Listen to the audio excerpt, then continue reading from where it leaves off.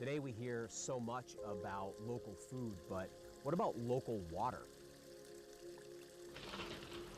This is fresh water from the earth the way it was meant to be, and it's the kind of water that we're biologically adapted to as an animal.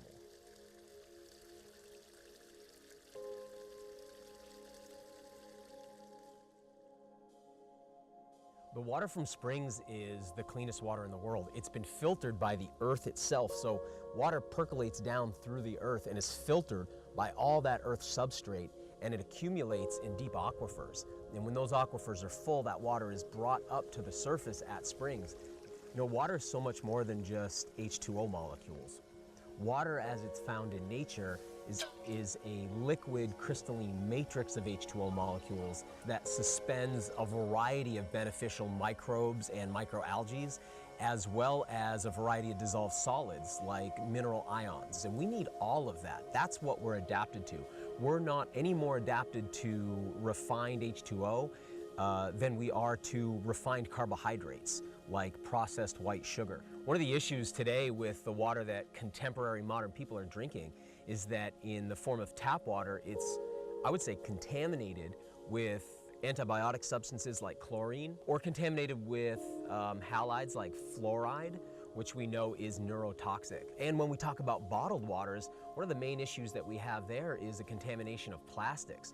We're in this age now where we know we've reached a kind of water crisis.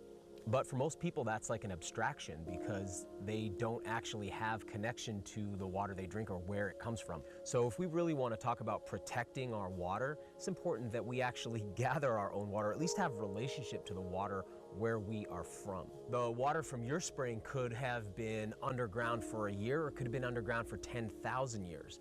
Often the water that we get at springs has been in the ground longer than humans have been polluting the surface of the earth, which means that water is pristine. And the water you drink becomes your body, becomes your blood.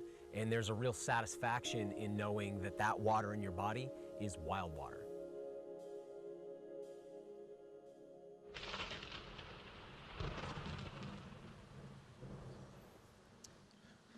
Now, ladies and gentlemen, if you too would like the satisfaction of knowing that the water in your body is wild water, as the gentleman says, complete with the algae, microbes, and suspended substrates in its liquid crystalline matrix, you can now buy this water from the Silicon Valley startup in San Francisco and Los Angeles for just $37 US a bottle.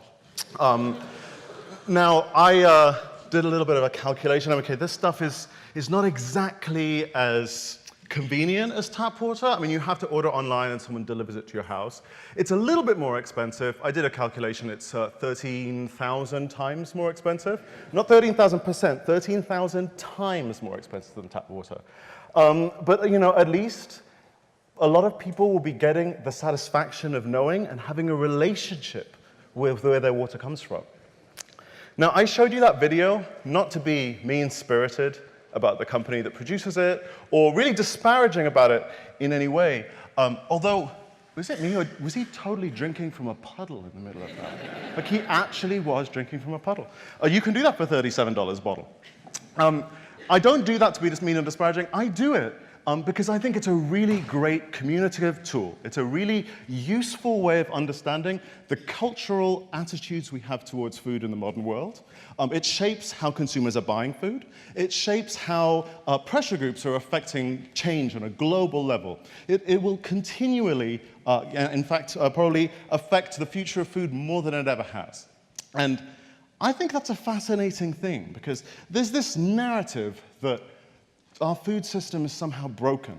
Like there is something fundamentally wrong with the food we're eating.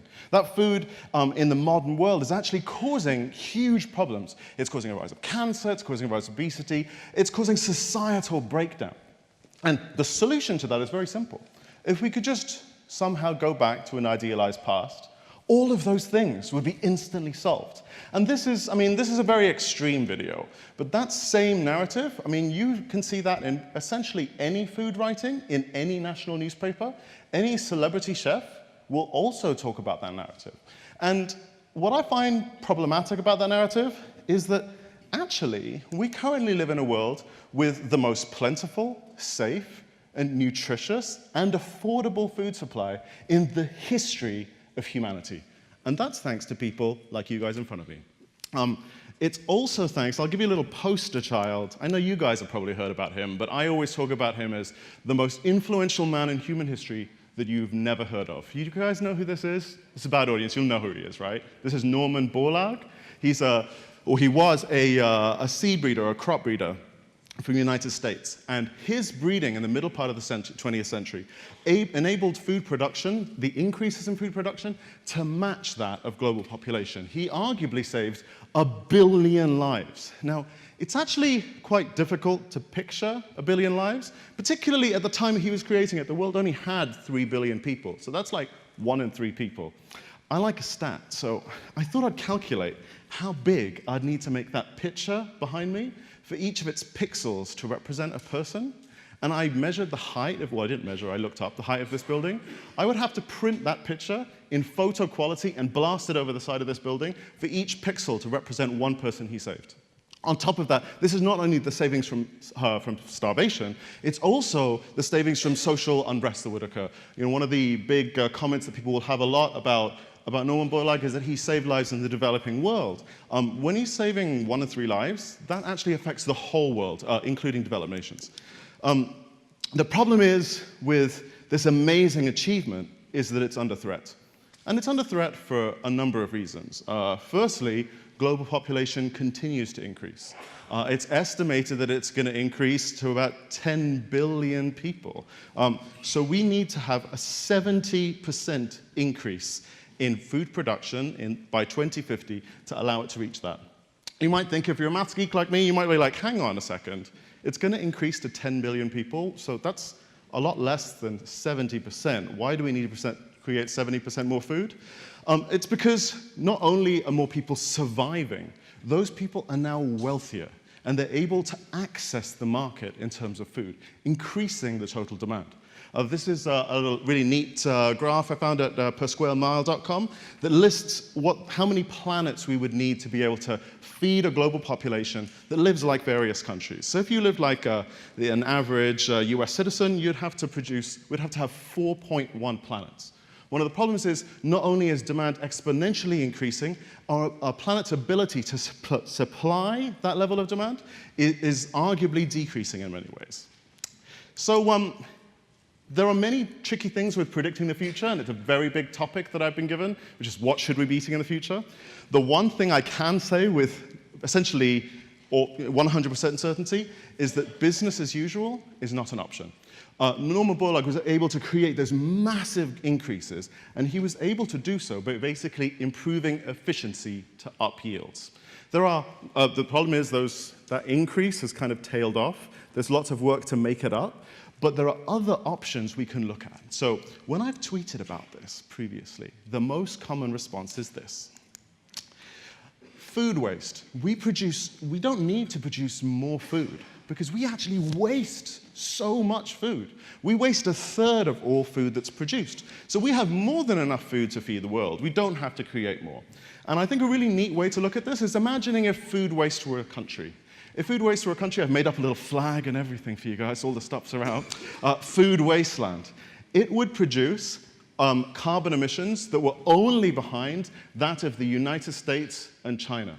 And this fictional country has no economy other than food, and not just food production, actually just the waste of food. It's a massive contributor to greenhouse gases. It would take up 1.4 billion hectares of land to create. And I kind of thought, well, what's that like? That's, 14 million square kilometers. Is that like the size of Argentina or something like that? I looked it up. It's the size of the whole of the EU, including Britain for now, and also the United States put together. It's 1/3 of the world's agricultural land and agricultural output. It's enough to feed 3 billion people.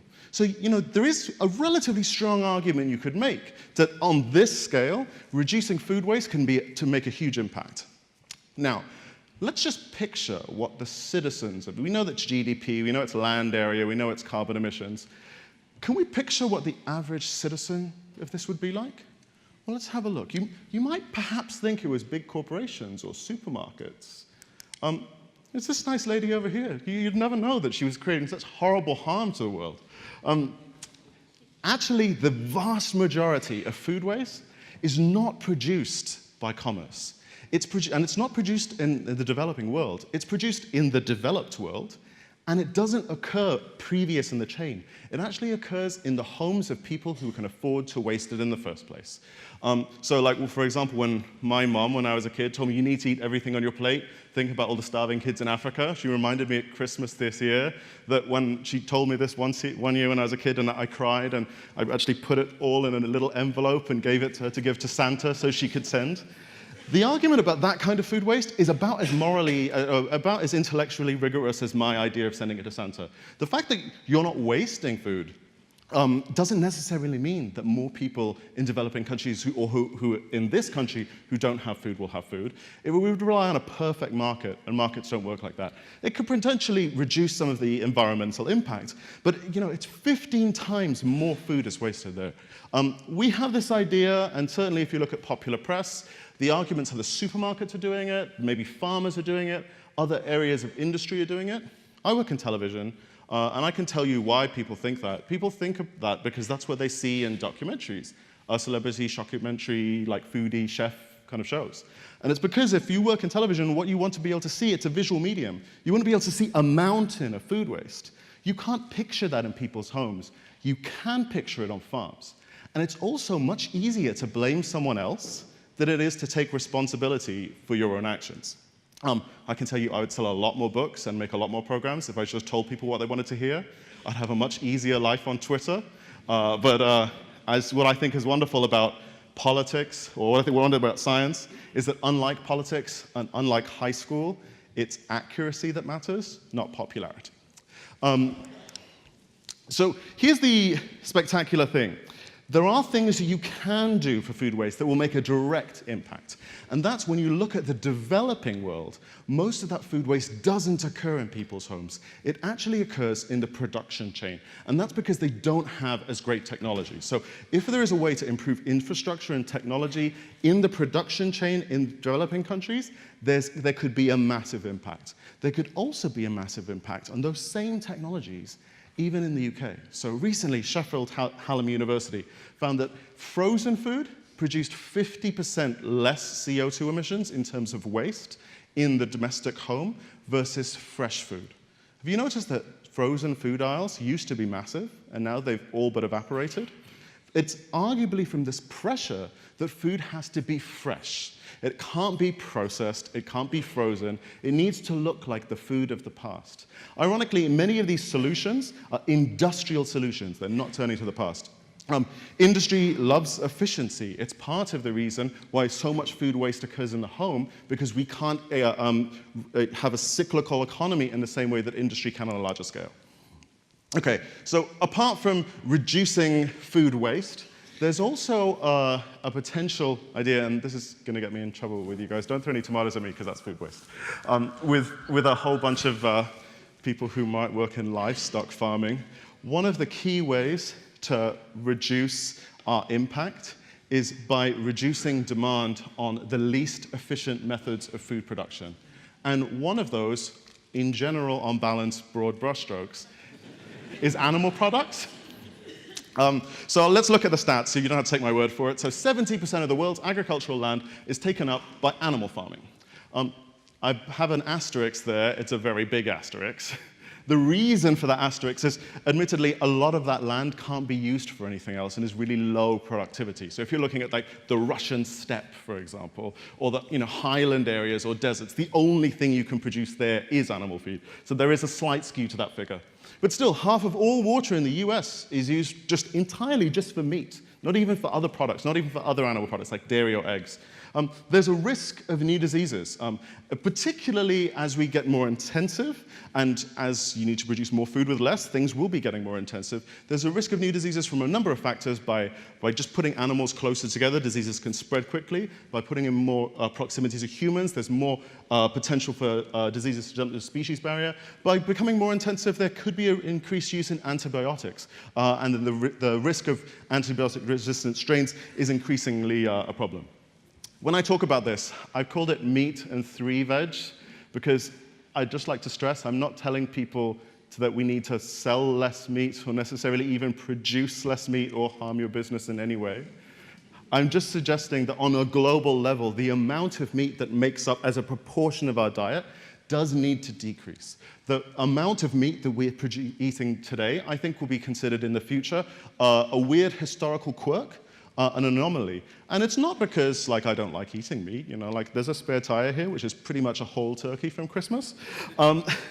But we just need to eat less for various reasons. The Oxford Martin this year came up with a great study. It predicted a world where people just ate a more vegetable-based diet or plant-based diet, and they found a 2/3 reduction in greenhouse gases, $1 trillion of savings both in healthcare and environmental costs, and 8 million lives saved by 2050. Not by eliminating meat, just by reducing it. Again, we're talking about a global context, so it's difficult to make, and that's why I say broad brushstrokes. We need to eat less meat in industrialized nations because we eat too much of it.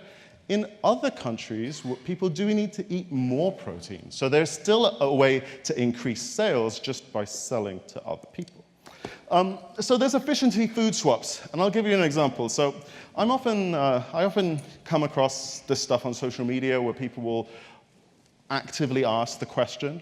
So particularly low-carb proponents. Anyone been on a low-carb diet? Okay. A lot of people will make the idea that why isn't the whole of the planet's population swapping to a low-carb diet? Why do we have a carbohydrate-based diet? Well, there's a very simple reason for that, and it's essentially maths. Carbohydrates are lower down the trophic chain, and means that less waste happens. Plants are much more efficient at producing calories from solar radiation than animals are. So for that very reason, agriculture has been independently created at least 5 times, and in all of those occasions, it's carbohydrates that are the basis of the diet. Meat is much less efficient at producing those calories. Different types of meat are also less efficient at it. So the reason why we don't eat large carnivores, at least on a very big mass, is because they're further up the trophic chain. They have much less efficiency. The reason why a lot of people don't eat horse, for example, or when they do eat it, it's usually like using up waste from a dead animal rather than actually growing the horse just to eat, is because they're very inefficient at producing calories. The reasons why cows in some places like India, arguably, if you're looking at evolutionary anthropology, don't eat the meat of the cow but eat the milk is because milk is more efficient. So let's look at, if you had 10 kilos of food, how many kilos of meat you get out of 10 kilos of grain? You get 1 kilo. If you look at pigs, much more efficient, you get about 3. You're looking at chickens, you're getting 5. Basically, these things that breed really quickly and grow really quickly are much better. Things like mussels are probably the most sustainable form of conventional meat that we eat. But there are other types. There's crickets. I don't want to go into too much about this because it is so trendy. I'm sure someone else will be talking about it. But if you're looking at all of these things, they all produce a very similar quality and nutritional quality, to similar protein levels, similar vitamin levels, similar mineral levels for significantly less input. I grew up in Southeast Asia. My grandma's indigenous Malaysian, and she eats like grubs that come out of sago palms, and like that's nasty. I'm Asian, but I'm not that Asian. Like, I won't do that stuff. But I can tell you that I've recently eaten a protein powder made with insects, and who knew? You would never know. It's much more sustainable. It actually tastes surprisingly good. Now it's become trendy. It's ridiculous. I've gone to a Mexican restaurant where they make kind of like fried locusts and stuff. It tastes almost identical to prawns. In fact, broadly closely related to prawns. They're essentially, seafood are the insects of the sea, so we really should be eating them. I don't think we'll have a choice, frankly, about eating them in the future. So it's not just about more efficient in terms of meat, it's also about more efficient in terms of vegetable crops. This is a great guy, Stephen. Is he in the audience today? He's another one of my poster childs for agronomy. He's the UK's, one of the first quinoa farmers in the UK. Now, I know quinoa gets a bad rap. Like, it gets considered a kind of middle-class frivolity. So I also grew up in Latin America, where it really was not. It's like a very common, normal, everyday food. And it's a common, everyday food for a reason. When you get to the tops of the mountains in the Andes, where nothing else will grow, like bugger all else, you can't grow wheat, you can't grow oats, you can't grow potatoes, like nothing. You plant quinoa, because it survives in that terrible marginal environment. It's actually a very close relative of fat hen. If you're growing it in a garden, one of the hard things to do, the only hard thing about growing quinoa is it's very difficult to tell the difference between it and fat hen until it's quite big, so you don't know what to weed out and what not to. It's a wonderful crop because it can grow in drought environments, it can grow in environments with huge levels of salt, it can grow without frost protection, etc. If we were to be growing our crops from the very beginning and like picking the ones that really work, we would probably be picking quinoa. We'd probably be picking some of these guys as well. So there's a whole bunch of weeds here. Now, these weeds are also very commonly eaten in other countries. So I was in Japan earlier this year, and I was in a supermarket, and I was like, holy shit, that's Japanese knotweed. See that middle picture there? That, I kid you not, that's Japanese knotweed. And so I went and I asked my fixers, I need to eat some of this stuff. Where can I get it from? It's a springtime delicacy. It's super expensive. People harvest it in the mountains. It's actually grown now on a commercial scale to produce supplement pills. If you've ever heard of the antioxidant resveratrol, which is kind of in all the foodie circles, it's actually extracted from Japanese knotweed. I tasted some. It tasted pretty much identical to rhubarb. And I should have known it, because as a botanist, it's very closely related to rhubarb. In Japan, rhubarb is a native, and in China, rhubarb is a native. No one eats it. They just eat Japanese knotweed because it's much nicer. Below, if you're not a botanist, that's bracken. I don't recommend eating that. I didn't really like it very much. I had that in a ramen. And all the shepherd's purse, really common wild plants. Now, you might think this is all a bit weird and exotic for me. I don't think we'd really catch on to this.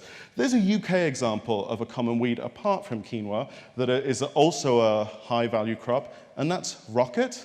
Wall rocket or wild rocket is a very common weed in the UK. It's also sold in fancy Italian restaurants for too much money. So you can also use, we can go a little bit even more crazy with stuff, and we start looking at things that grow in the most inhospitable marginal environment, and that's the sea. In the future, we could be seeing a lot more seaweed farming. In just 2008 alone, I think the world production was 85 million tons of seaweed. It's eaten in a very, very large scale in other countries. I, again, was always very anti it, so it's eaten in Malaysia. I never liked it. My mum's from Wales. Lava bread's just nasty stuff. Don't throw anything at me. It's just horrible. And I was kind of really skeptical about it. There are lots of different types of seaweed I've discovered. They're not a plant. They're actually an algae, so it's my excuse.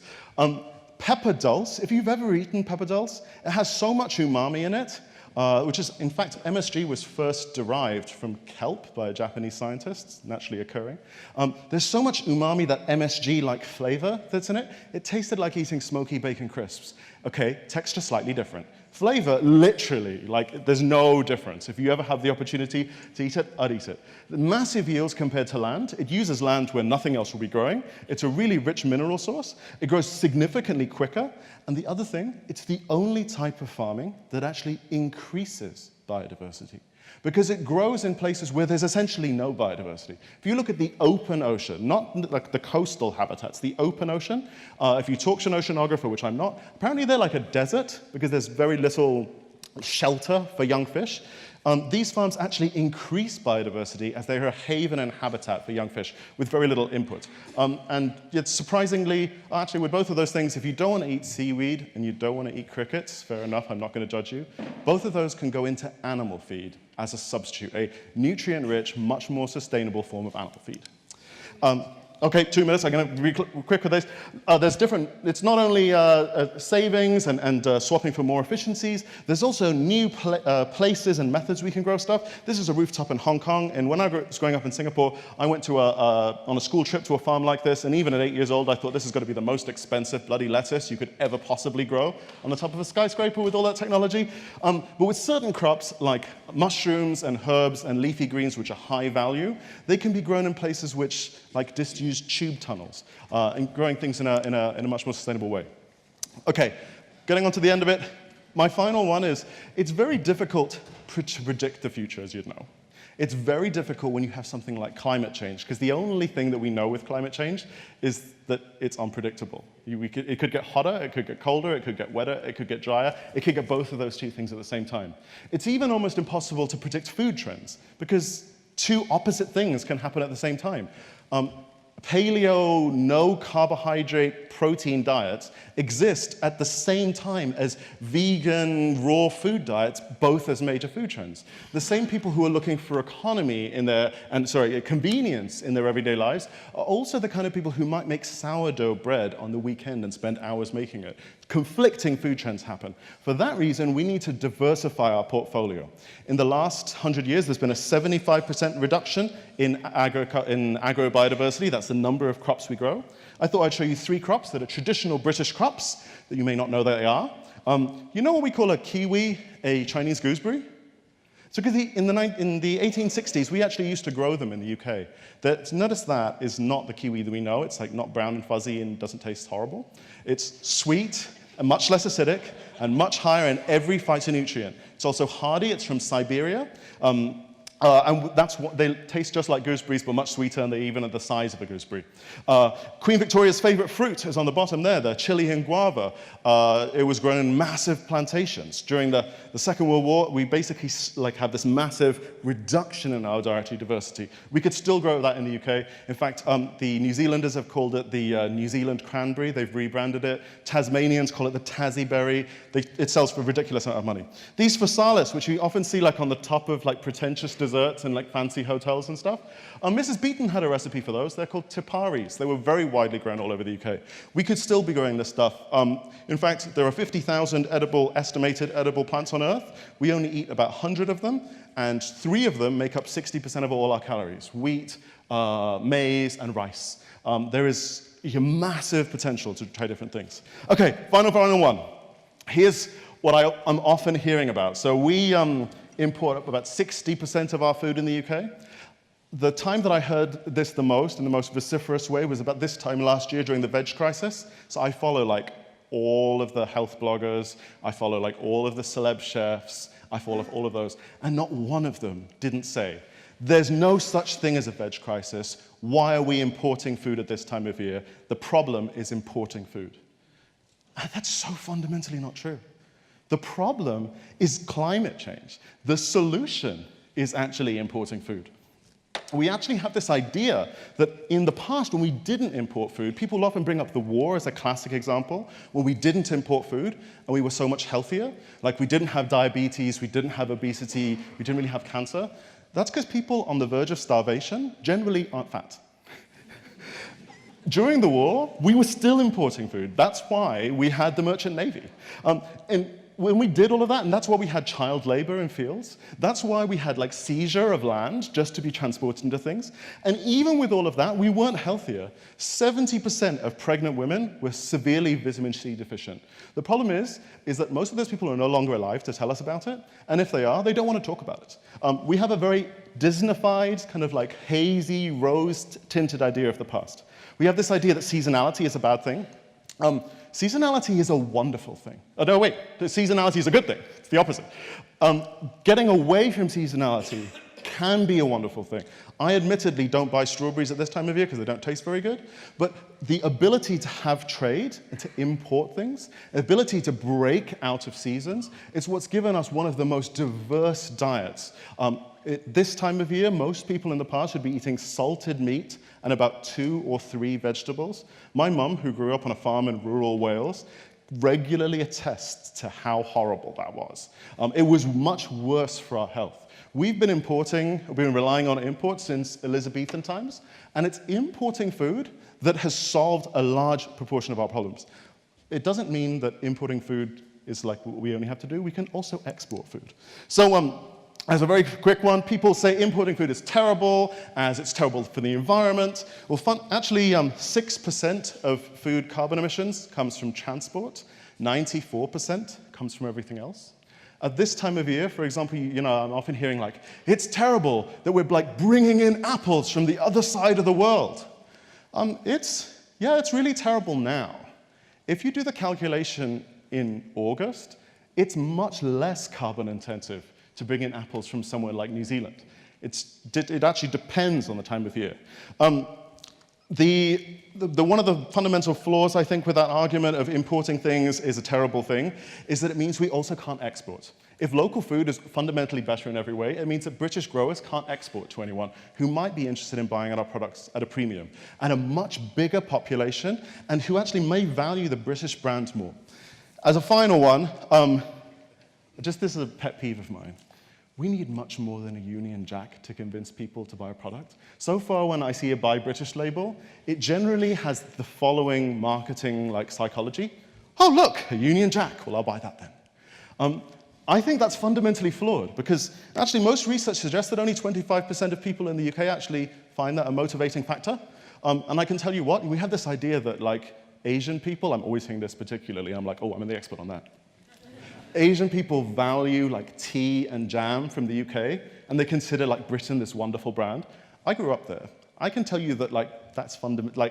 Maybe in colonial times, but 150 years later, generally, if you go to China and Japan and Korea, where I've actually worked quite a lot, people consider the UK a quaint place to go on holiday, or maybe send their kids to university. It's not considered this incredible brand that we may consider it to be in the UK, or 25% of people consider it in the UK. We need to find much better ways at explaining why our product is better, rather than just using nationalism. And our products can be better. I'll shut the hell up now. Thank you.